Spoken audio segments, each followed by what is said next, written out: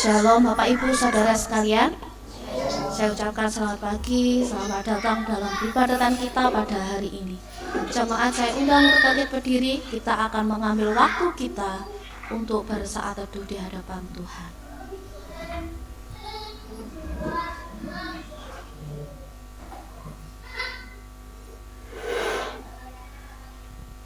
Pertolongan kita adalah di dalam nama Tuhan yang telah menjadikan langit dan bumi, yang memelihara kesetiaannya sampai selama-lamanya dan tidak pernah meninggalkan perbuatan tangannya.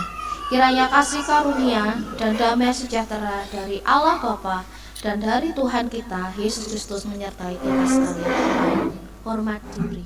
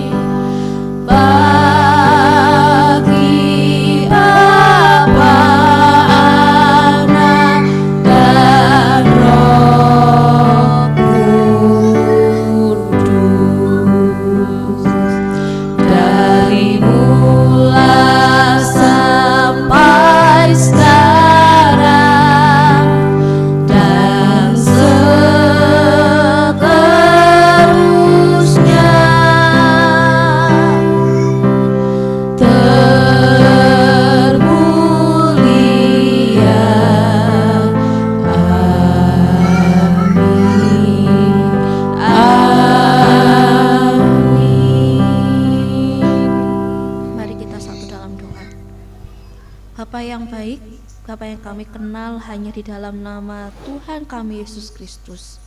Kami mengucap syukur Tuhan, kami ada sebagaimana kami ada, itu semua karena kasih karunia Tuhan. Itu semua karena pertolongan daripada Tuhan. Itu semua karena hikmat daripada Tuhan. Itu semua karena kekuatan yang Tuhan telah berikan bagi kami. Terima kasih ya Tuhan, pada pagi hari ini kami rindu untuk datang beribadah kepada Tuhan sebagai ucapan syukur kami kepada Tuhan buat setiap hal yang Tuhan boleh kerjakan dalam kehidupan kami, buat setiap berkat yang Tuhan telah berikan bagi kami, buat setiap pertolongan yang Tuhan telah berikan bagi kami. Dan pada pagi hari ini Tuhan, kami datang mengucap syukur kepada Tuhan. Kami rindu untuk memuliakan nama Tuhan melalui bibir mulut kami, untuk memuji muliakan nama Tuhan. Dan juga kami rindu memberikan hati kami untuk menerima kebenaran firman Tuhan. Sekali lagi ya Tuhan, kiranya Tuhan Kau melayakkan kami, anak-anak-Mu ini, umat-Mu Tuhan, yang penuh dengan keterbatasan, penuh dengan keberdosaan ini, agar kami layak beribadah menghadap tahta Tuhan. Terima kasih ya Tuhan Yesus, terima kasih. Terpujilah nama-Mu Tuhan, hanya demi nama-Mu Tuhan kami Yesus Kristus, kami buka ibadah kami pada pagi hari ini. Amin. Saya persilahkan duduk kembali. Bahwasanya kasih Allah kita sungguh sudah terbukti. Di atas kayu salib Dia mati buat kita.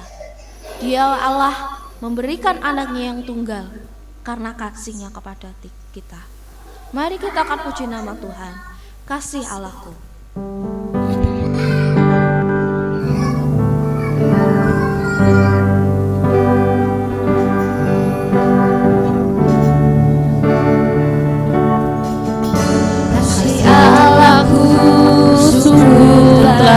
Terbukti ketika Dia serahkan anaknya, kasih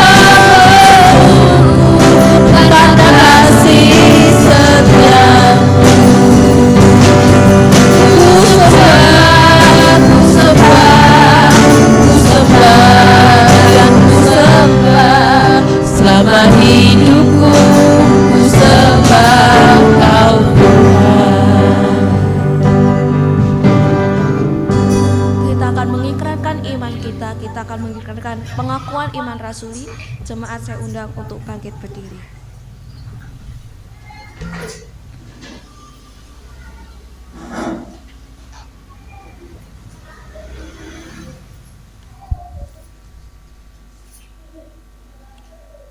Pengakuan iman rasuli.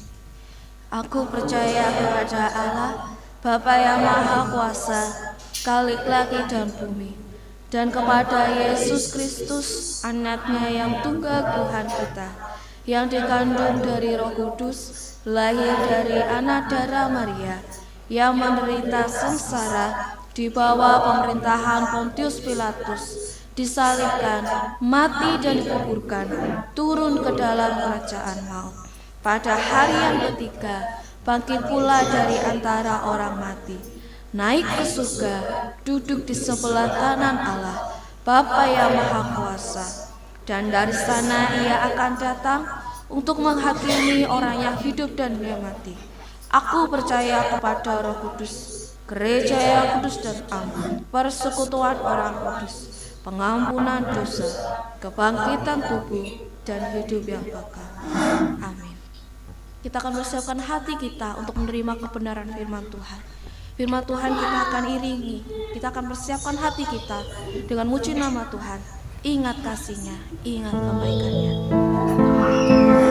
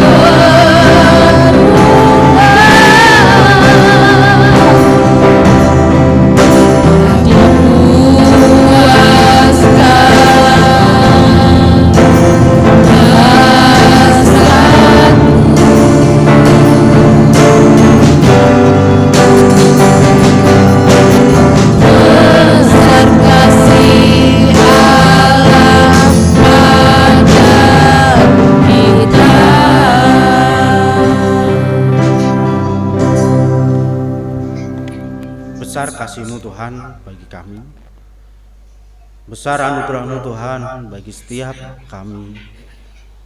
Mengucap syukur Tuhan, ajarlah kami untuk mengingat kasih Tuhan, ajarlah kami untuk selalu mengingat anugerah Tuhan, ajarlah kami untuk mengingat setiap penyertaan Tuhan dalam hidup kami. Meskipun terkadang kami merasa kecewa kepada Tuhan karena setiap doa kami seakan-akan Tuhan tidak pernah menjawab. Mungkin kami pernah kecewa, mungkin doa yang kami naikkan bertahun-tahun seakan-akan Tuhan tidak mendengar. Bahkan seakan-akan Tuhan tidak peduli dengan setiap permohonan dan doa kami yang kami naikkan di hadirat Tuhan. Bapa, ajarlah kami Tuhan untuk mengingat kasih Tuhan. Meskipun setiap hal yang kami doakan, setiap hal pengharapan yang kami harapkan, setiap keinginan yang kami panjatkan di dalam Tuhan mungkin tidak sesuai dengan setiap pengharapan kami, mungkin tidak sesuai dengan setiap keinginan kami. Mungkin kami marah kepada Tuhan karena mungkin kami bertahun-tahun, berpuluh-puluh kali kami merasa rajin bahwa kami beribadah kepada Tuhan. Tetapi terkadang Tuhan mengizinkan kami untuk mengalami satu penderitaan, mengizinkan kami untuk mengalami satu pencobaan, mengizinkan kami untuk mengalami satu kesulitan, bahkan mengizinkan kami untuk merasakan semuanya seolah-olah kami merasakan kesulitan itu sendiri Tuhan. Tapi kami ajarlah kami untuk ingat, di dalam kesendirian kami, di dalam setiap ujian yang kami hadapi, di dalam setiap pergumulan yang kami panjatkan di dalam Tuhan, setiap pencobaan yang kami alami, setiap tantangan, setiap rintangan yang boleh kami hadapi, itu sesuai dengan tujuan Tuhan di dalam hidup kami masing-masing. Ajarlah kami sekali lagi Tuhan untuk senantiasa mengingat kasih Tuhan, mengingat anugerah Tuhan, mengingat pengorbanan Tuhan. Terima kasih Bapa, di nama Tuhan Yesus kami berdoa dan ucap syukur. Amin. Silakan duduk.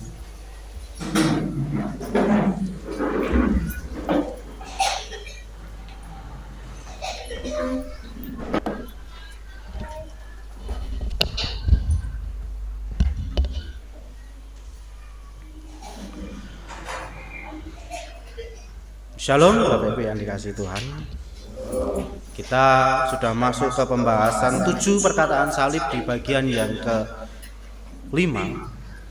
Bagian yang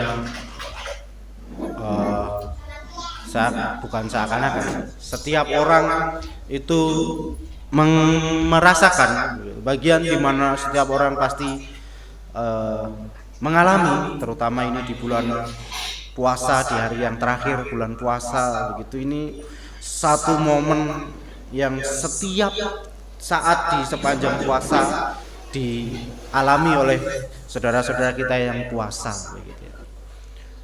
Bagian yang kelima di Injil-Injil yang lain tidak mencatatnya, tetapi di Injil Yohanes dicatat.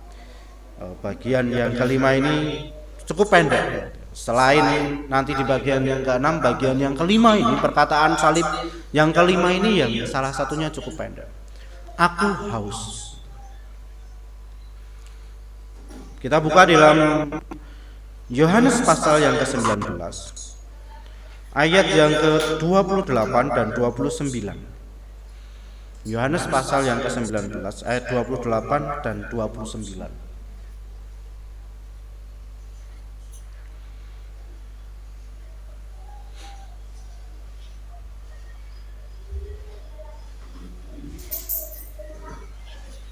Ini Injil Yohanes menulisnya agak beda. Orang yang disoroti oleh Injil Yohanes itu agak berbeda, karena tujuan Injil Yohanes pun berbeda dengan Injil ini.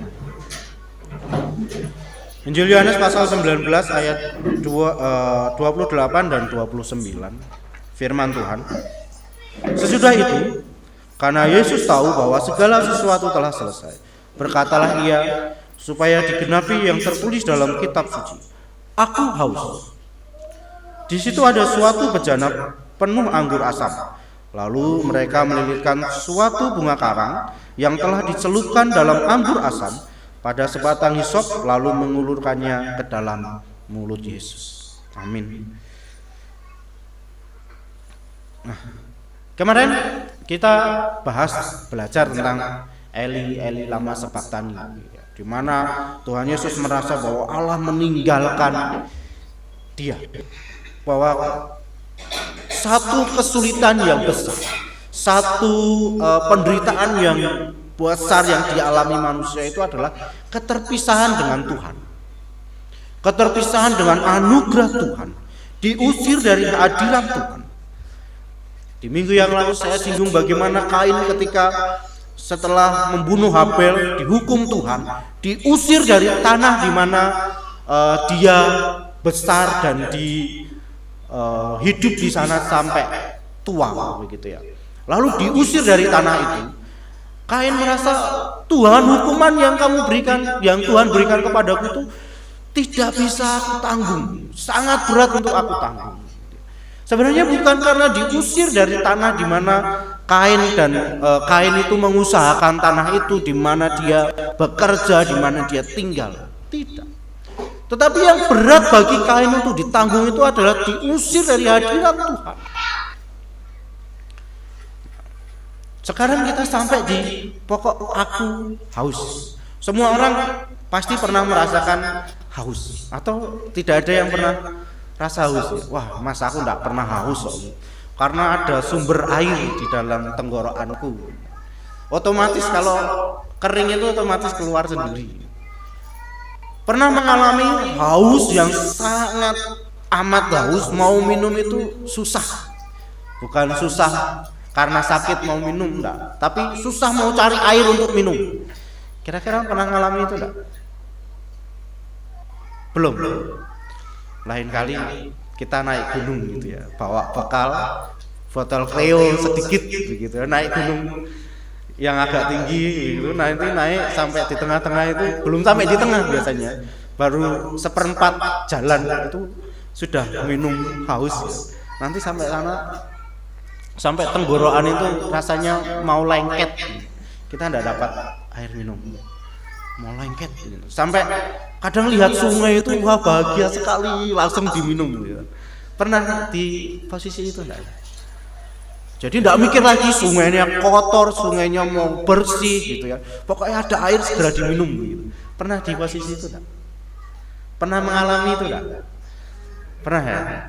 Wis enggak mau tahu ya, entah sungainya itu lumutan atau di atas banyak sampah, yang penting ada air diminum. Rasanya pun nggak mungkin ya air sungai manis gitu, kayak air mineral ada manis-manisnya gitu kan, enggak, mesti agak gimana gitu ya. Nah, ketika saya naik bukit, bukan naik gunung sih, naik bukit, persediaan kan otomatis sedikit di atas bukit itu enggak ada sungai, di atas bukit enggak ada air tuh. Kami harus turun lagi 1 kilo baru dapat air lagi, naik lagi gitu. Di Kalimantan waktu itu naik bukit. Nah, di sepanjang perjalanan kami itu menghemat air. Haus, saya tidak pernah jalan kaki jauh, jalan kaki di situ ya lumayan berat. Kami itu cari apapun yang bisa mengeluarkan air, airnya diminum. Tapi harus hati-hati, salah keluarkan air bisa mati keracunan karena di hutan. Lalu ada akar pohon, saya tidak tahu namanya akar pohon apa itu. Teman-teman yang di Kalimantan tahu. Ini ada airnya banyak gitu ya. Lalu ditebas, bener. Jadi airnya itu mancur kayak selang, cuman nggak sebanter, sederas di keran.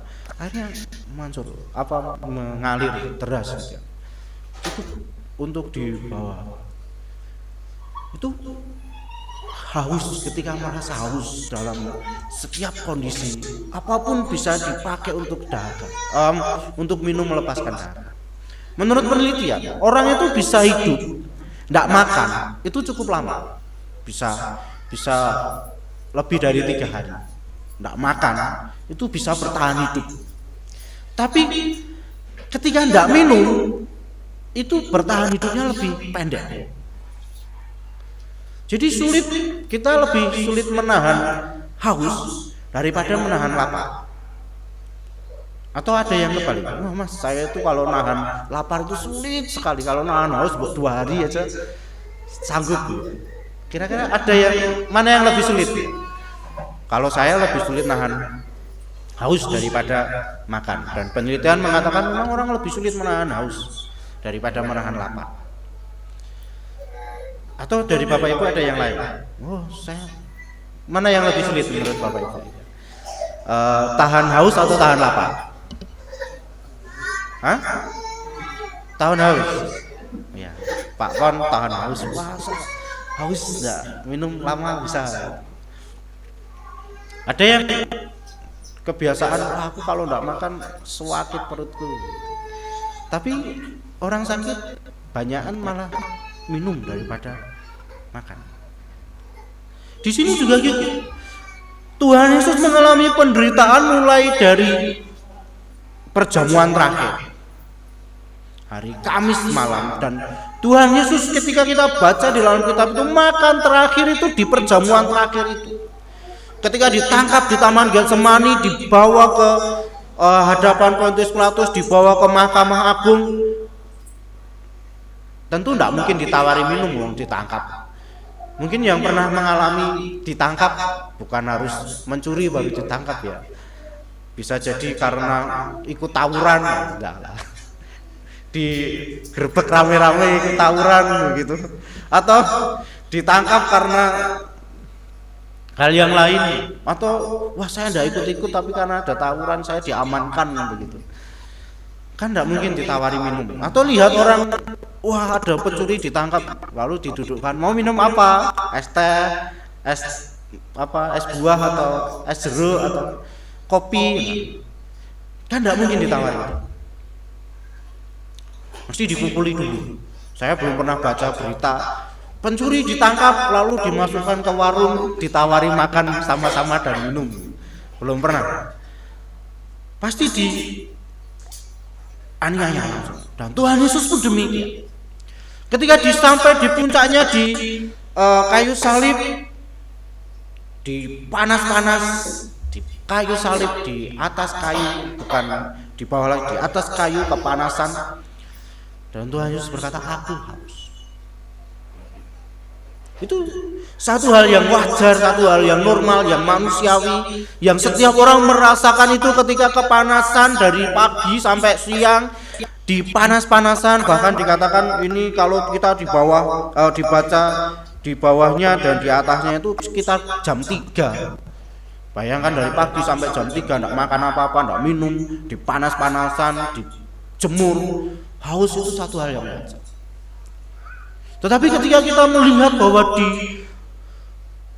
perkataan yang keempat itu menyambung ke ayat Hasakar di Mazmur 22 ayat yang di Mazmur 22 ayat 1 sampai yang terakhir. Dan di bagian aku haus ini, Rasul Yohanes memberikan catatan di situ.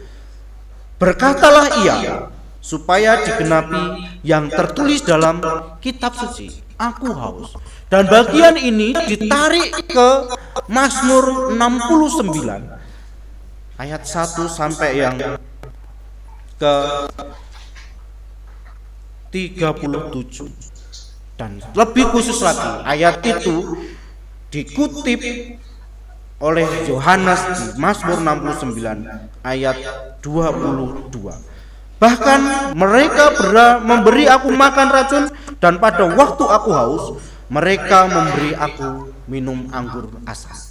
Nah, kalau kita membaca di dalam Mazmur ini adalah satu Mazmur Daud dari nyanyian Bunga Bakung, menurut lagu dari Bunga Bakung. Dan ketika kita melihat Mazmur Daud ini, satu keadaan Daud di mana dia juga dikejar-kejar tanpa ada kesalahan di dalam dirinya. Bahkan kalau kita baca di sana bagaimana saudaranya memandang rendah Daud, keluarganya memandang rendah Daud, orang-orang yang dikasih, orang-orang yang ditolong memandang rendah Daud, karena iman Daud kepada Tuhan. Bahkan Daud pernah di situ juga, Tuhan, kenapa enggak tolong?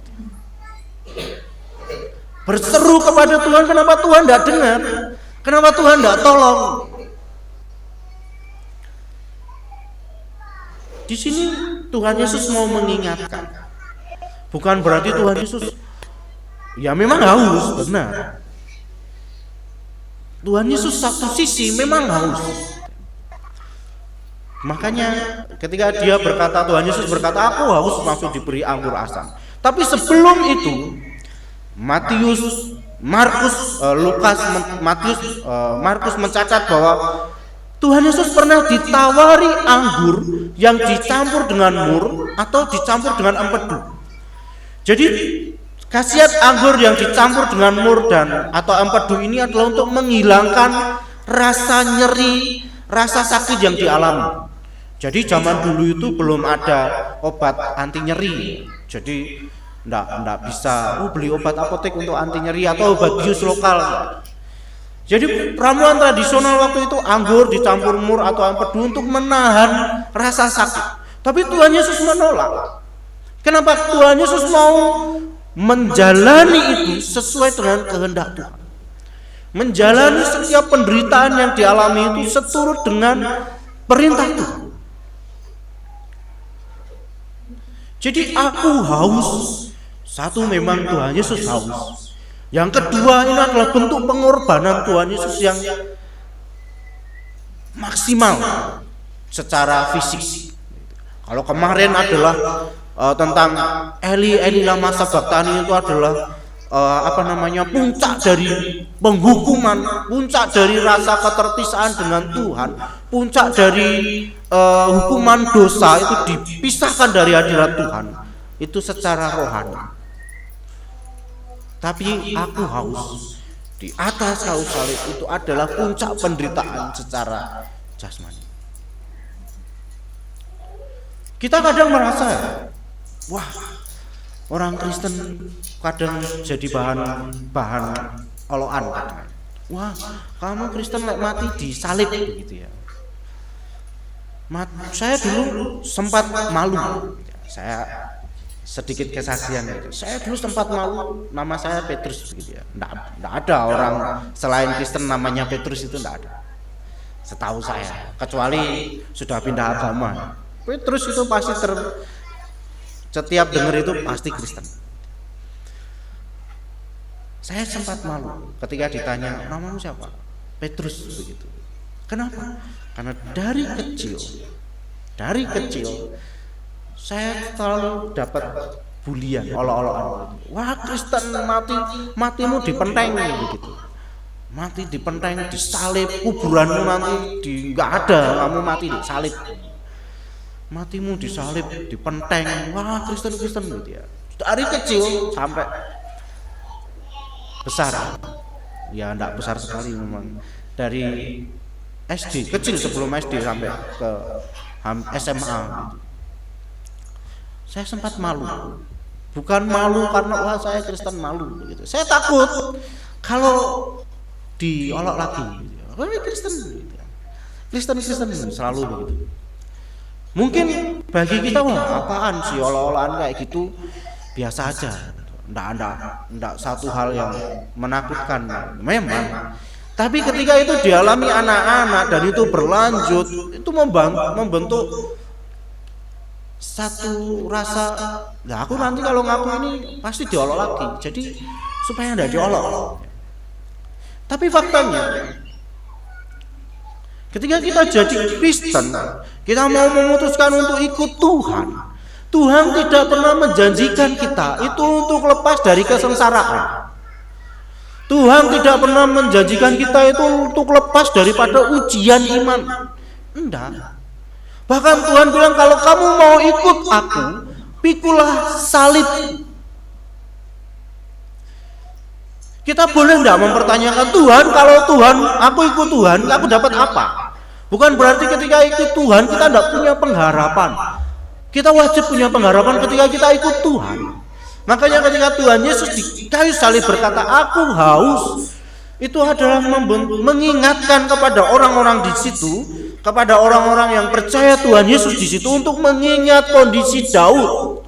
Ketika Daud dalam kondisi yang sulit, ketika Daud di dalam kondisi yang tidak memiliki pengharapan, dia tetap berharap kepada Tuhan, berharap keselamatan dari Tuhan. Meskipun Daud bersendiri merasa Tuhan tidak dengar, Tuhan tidak tolong, tapi Daud tetap punya keyakinan bahwa Daud ada keselamatan dari Tuhan.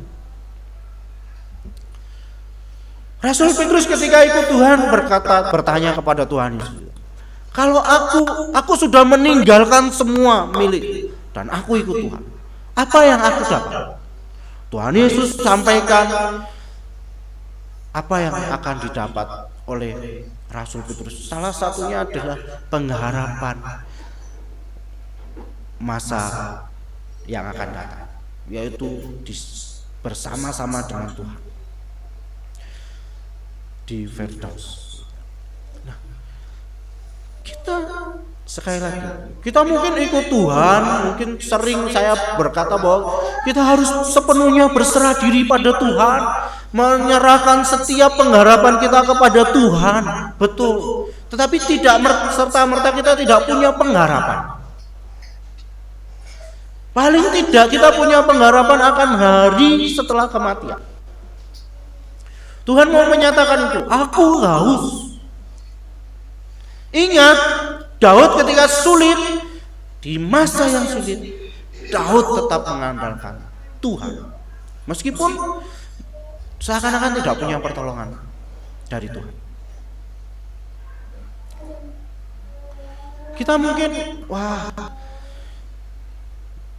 aku ikut Tuhan berpuluh-puluh tahun, bahkan saya katakan saya sejak kecil ikut Tuhan, percaya Tuhan sejak lahir saya sudah Kristen, bahkan belum lahir pun sudah Kristen. Tapi pernah kita merasa bahwa kita butuh Tuhan, sungguh-sungguh butuh Tuhan, sungguh-sungguh mendekatkan diri pada Tuhan? Pernahkah kita merasa ketika kita sulit sekali melakukan sesuatu, sulit sekali menghadapi permasalahan hidup, kita ingat Tuhan?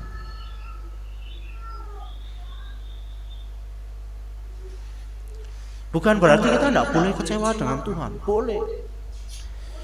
Kita kecewa dengan Tuhan itu manusiawi, wajar. Tapi ketika kita kecewa dengan Tuhan dan kita meninggalkan Tuhan, itu yang membuat kita akan semakin jauh kepada Tuhan. Tidak bisa dipungkiri, setiap kita hidup pasti punya masalah. Setiap kita hidup pasti punya keinginan-keinginan yang mungkin kita doakan berpuluh-puluh tahun, yang mungkin kita doakan berkali-kali, beratusan kali, seakan-akan Tuhan tidak jawab kita. Karena kita kadang merasa egois. Karena kita merasa bahwa Tuhan harus turuti semua kemauan saya. Tuhan harus, kalau Tuhan ada, Tuhan harus ikutin apa yang saya inginkan, apa yang saya pikirkan. Kita kalau dalam masalah misalnya, kita kadang salahkan Tuhan. Tuhan kenapa seperti ini? Atau salahkan orang lain. Tuhan, kenapa Engkau kirimkan orang-orang yang seperti ini? Kadang mungkin, aku mau kerja di sini, ya sudah, kita doa sama-sama apakah Tuhan ditunjukkan ke sana gitu. Setelah doa ternyata Tuhan kirim ke sana, di sana ternyata tambah sulit. Lalu Tuhan kenapa Engkau kirim aku di tempat yang sulit ini, banyak masalah ini? Salahkan Tuhan. Kenapa tidak yang lain, Bu? Kalau yang masalah kenapa tidak kirim yang lain? Kalau enak, ya Tuhan aku aja. Kira-kira ada tidak dari kita yang Tuhan kirimkan aku di tempat yang sulit supaya kasih Tuhan dinyatakan? Ada yang berdoa seperti itu? Ada? Tuhan beri aku ujian dan pencobaan supaya aku semakin teguh di dalam Tuhan. Kira-kira ada yang berani berdoa seperti itu?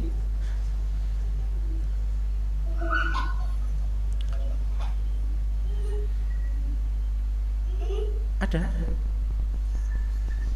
Doa, Tuhan Beri aku kesulitan setiap hari, atau enggak seminggu sekali kesulitan, masalah yang berat, supaya aku dekat dengan Tuhan gitu ya.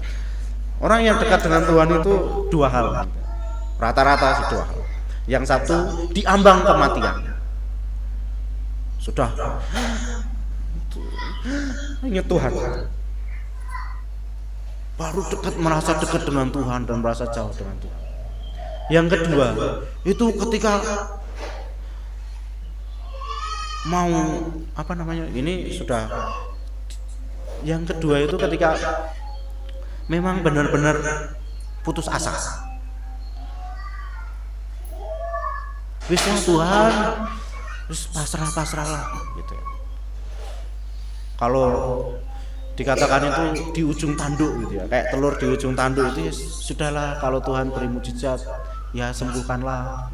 Kalau enggak ya sudahlah, aku pasrah sama Tuhan. Makanya ketika orang dikatakan, wah kamu menderita penyakit stadium akhir dan sebentar lagi mau meninggal, rata-rata orang akan berbuat baik, merasa diri aku harus dekat dengan Tuhan supaya dosa-dosaku diampuni. Nah waktu sehat ngapain? Waktu Tuhan beri kesehatan ngapain? Ketika dalam kesulitan kita berpikir, wah aku mau persembahan kepada Tuhan tapi tidak punya gitu ya. Ketika banyak, ingat untuk bagian dari Tuhan. Ketika diberkati Tuhan, ingat ada bagian untuk Tuhan. Kalau wah ada pembangunan gereja, wah aku gak punya uang gitu ya, maafnya gak punya uang, gak ada yang bisa dipersembahkan. Terus waktu kemarin punya uang, ngapain? Kadang-kadang kita posisikan diri untuk pekerjaan Tuhan itu, aku gak mampu loh Tuhan, aku gak bisa loh. Tapi kalau untuk hal yang lain yang kita mendapatkan keuntungan, kita langsung, wah aku Tuhan bisa. Tuhan tempatkan aku di sini, aku lo bisa. Itu yang terkadang kita alami. Orang jarang mau Tuhan untuk menyerahkan seluruh pelayanannya sungguh-sungguh pada Tuhan dengan tidak memiliki keuntungan. Enggak.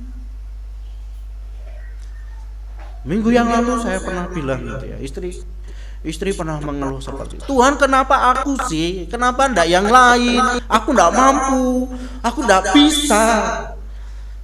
Ada orang yang lain lebih mampu begitu ya.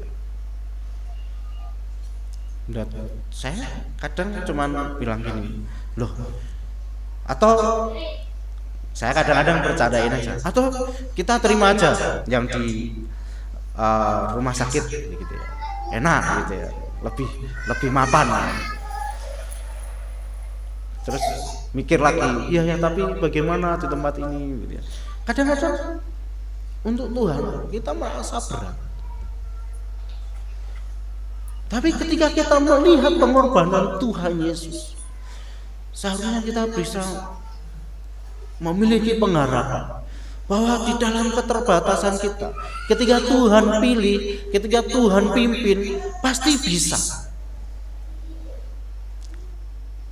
Mungkin karena kita di kepala kita ini sudah merasa bahwa wah kadang-kadang aku merasa tidak mampu karena aku orang berdosa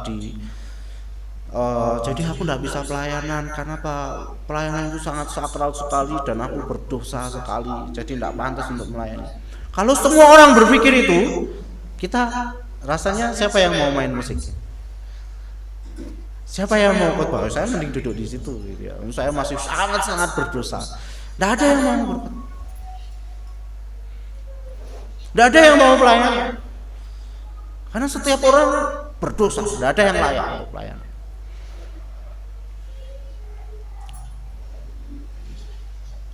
Mari kita sama-sama kita berikan yang terbaik untuk Tuhan. Di dalam kesulitan pun, di dalam ketidakmampuan kita, di dalam kelemahan kita pun, kita tunjukkan bahwa kita memiliki pengharapan di dalam Tuhan. Makanya tema yang saya berikan itu adalah kuat di dalam kelemahan. Kalau kita menyadari kelemahan kita menyadari kekurangan kita menyadari titik di mana saya tidak bisa berbuat apa-apa loh Tuhan.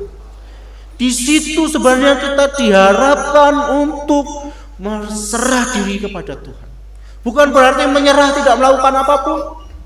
Bukan berarti menyerah tidak mengerjakan sesuatu pun, atau bahkan menyerah untuk ikut Tuhan.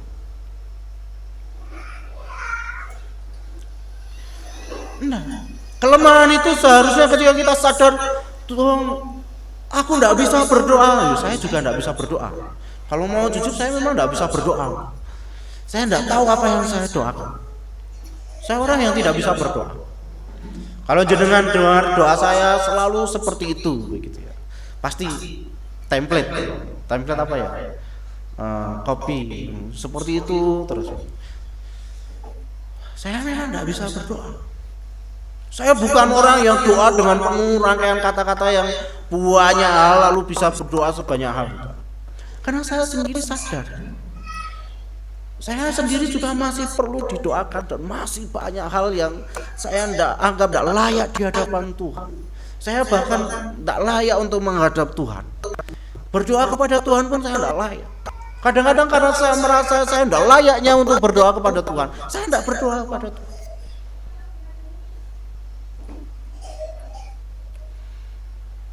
Apakah kita akan selalu begitu?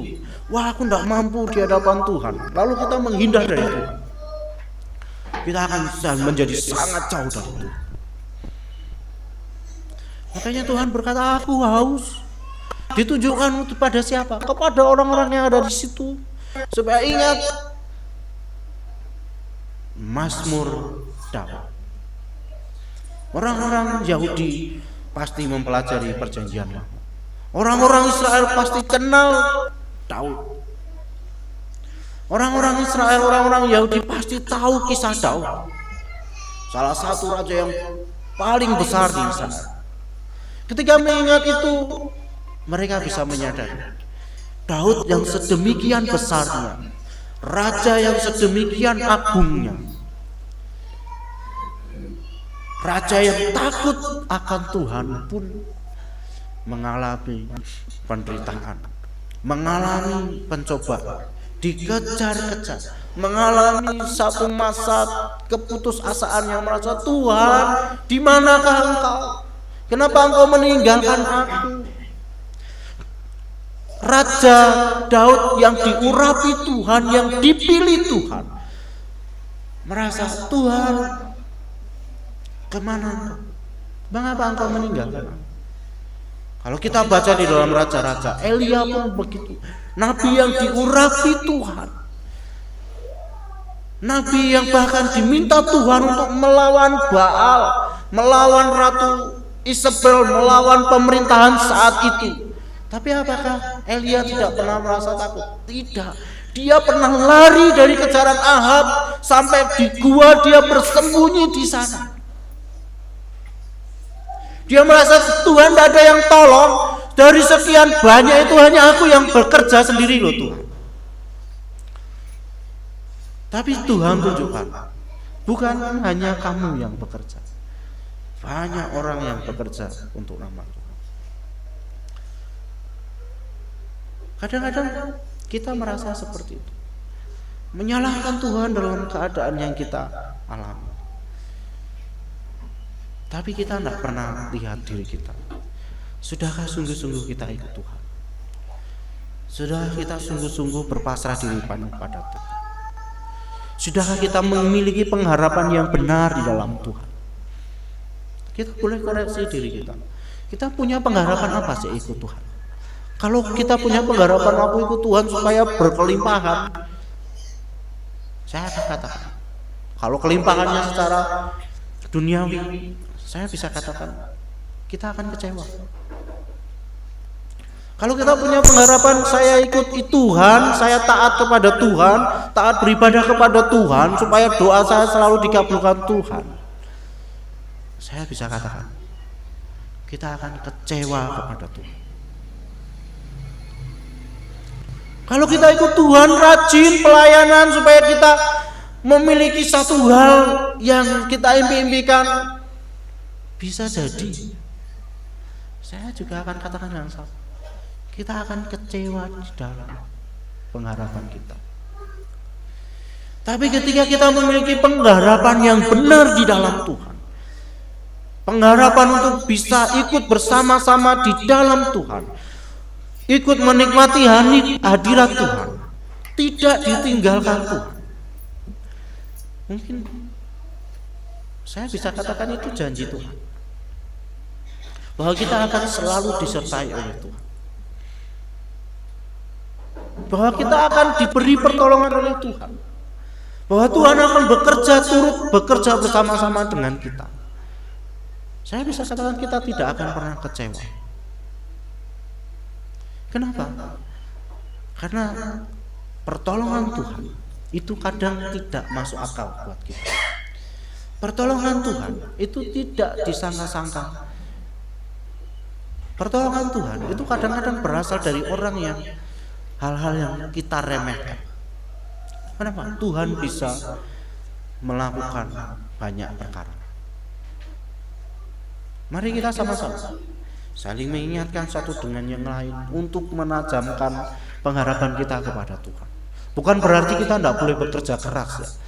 Tidak boleh berharap kaya, tidak boleh berharap memiliki keinginan banyak hal, memiliki keinginan untuk hidup lebih nyaman dibanding yang kita sekarang rasakan gitu ya. Bukan berarti saya bilang, Mas ini meremehkan saya sudah hidup nyaman. Enggak, pasti setiap orang, bukan berarti meremehkan begitu. Pasti setiap orang punya keinginan yang lebih daripada yang sekarang dimiliki. Bukan berarti kita tidak boleh punya keinginan itu. Kita boleh. Kita mau jadi kaya, kita mau jadi apapun diizinkan. Selama sesuai dengan kehendak Tuhan. Yang hal-hal yang kita kerjakan seturut dengan kehendak Tuhan. Amin firman Tuhan. Mari kita berdoa.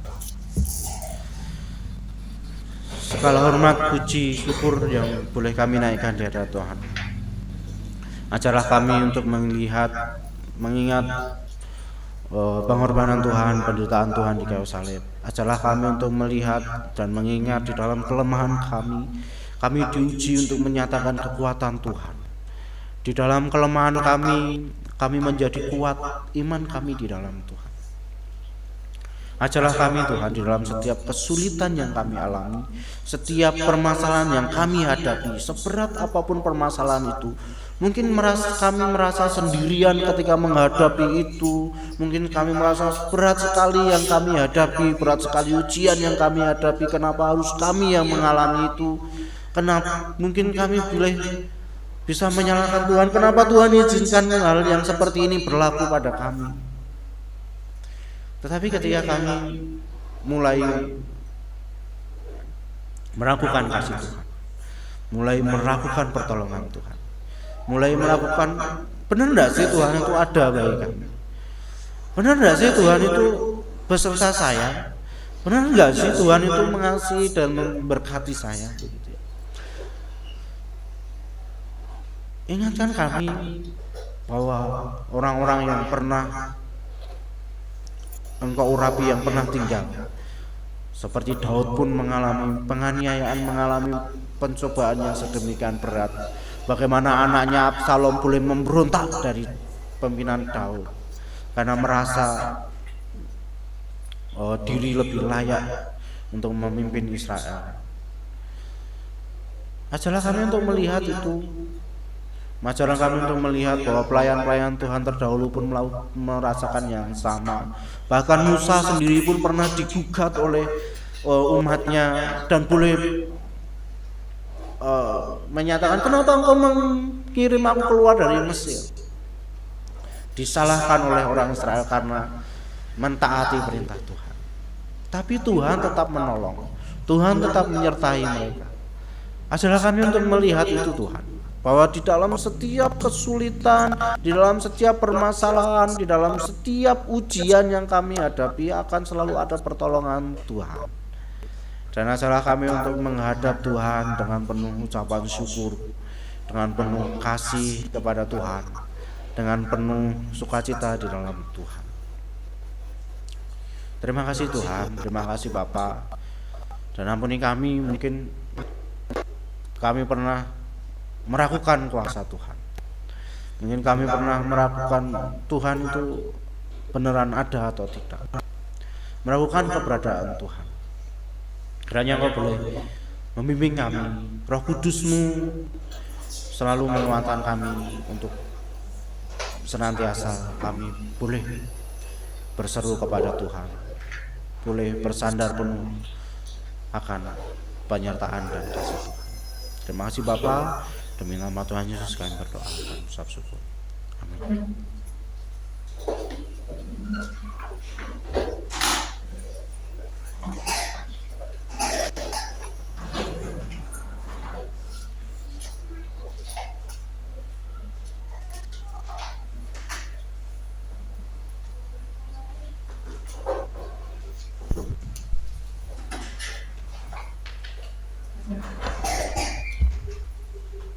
Mengucap syukur buat kebenaran firman Tuhan yang terus menguatkan kita, yang menjadikan kita semakin kuat di dalam Tuhan. Ada pengharapan di dalam setiap tantangan kehidupan kita. Ada harapan yang pasti ketika kita mengingat kasih Tuhan, percaya kepada Tuhan dengan segenap hati kita dan dengan segenap jiwa kita. Kita akan meresponi buat kebenaran firman Tuhan yang telah kita dengarkan.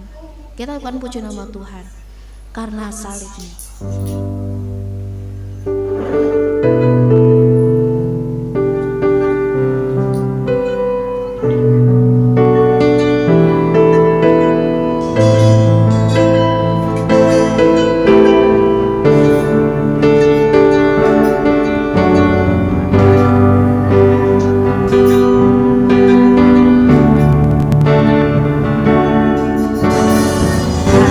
Engkau Tuhan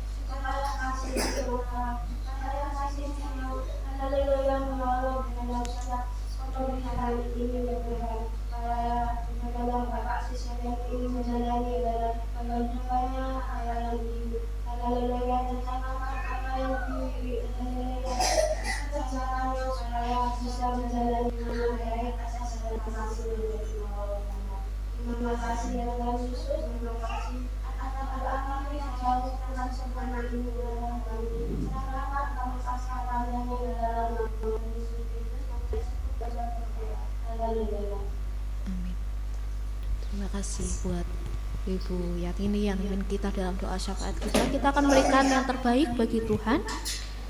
Minggu ini minggu kelima, jadi kita akan persembahan 2 kali. Yang satu untuk gereja, yang satunya untuk pekerjaan Tuhan, pekerjaan misi kita di luar sana. Kita akan puji nama Tuhan. Begitu besar kasih Allah kepada kita.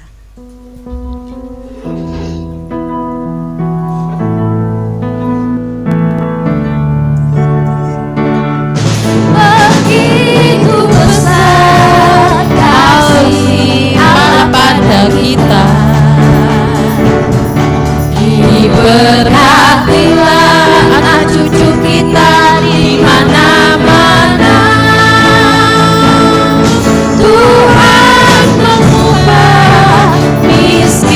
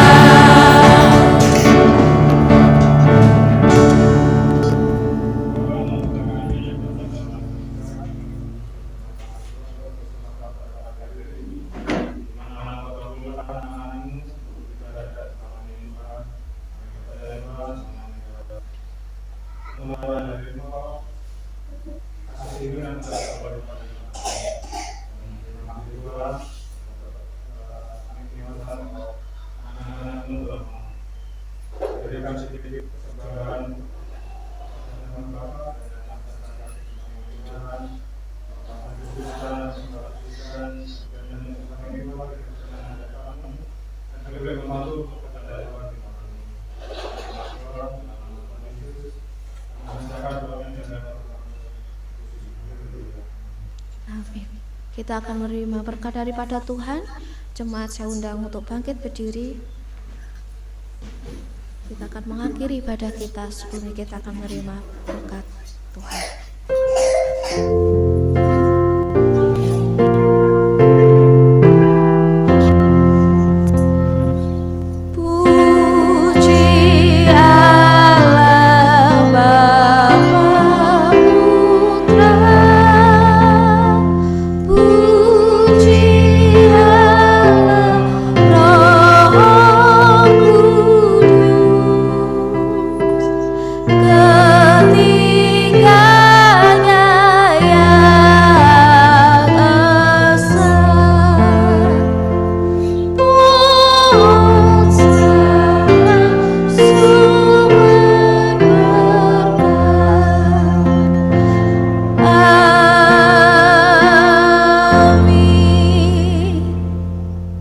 Kami ucap syukur kepada Tuhan. Tuhan telah memimpin kami ketika kami beribadah kepada Tuhan.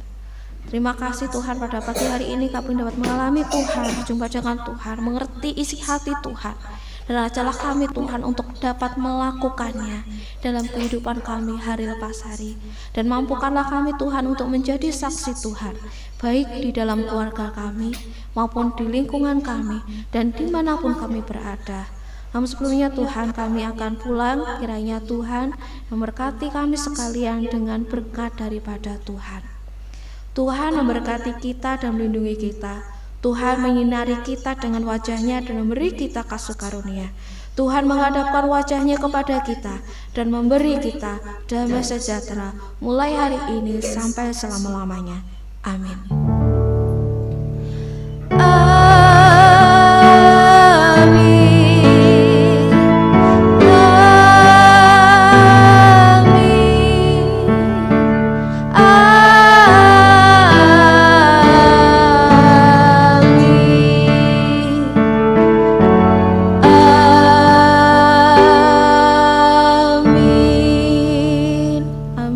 Saya persilakan duduk kembali saat teduh. Tuhan Yesus memberkati.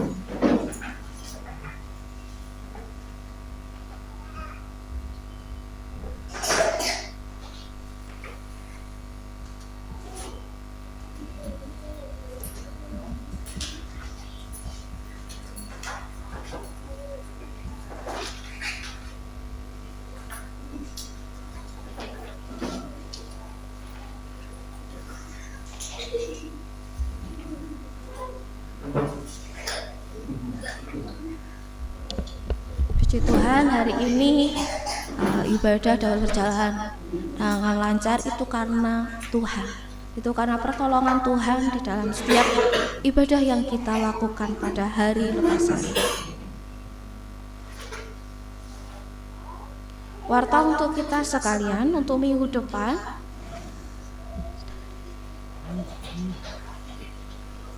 Minggu depan liturgi akan dibawakan oleh Ibu Evi, singer Ibu Dewi, si kedua Ibu Pipit, kemudian kolekte Bapak Edi, doa syafaat saya sendiri, piket dan penyambut jemaat keluarga dari Bu Esther. Untuk pemusik, pemain musiknya Saudara Yosua, Saudara Ayub, Saudara David, dan operatornya Bapak Petrus. Untuk minggu ini, minggu masih Idul Fitri, masih dalam perayaan hari raya, kita masih libur untuk ibadah rumah tangga, baik di tempat ini maupun di lingkungan Barek ataupun di lingkungan Tangsen dan Gantengan. Mungkin ada yang lain dari Bapak Ibu sekalian yang ingin disampaikan sebelum kita mengakhiri ibadah mengakhiri persekutuan kita pada pagi hari ini.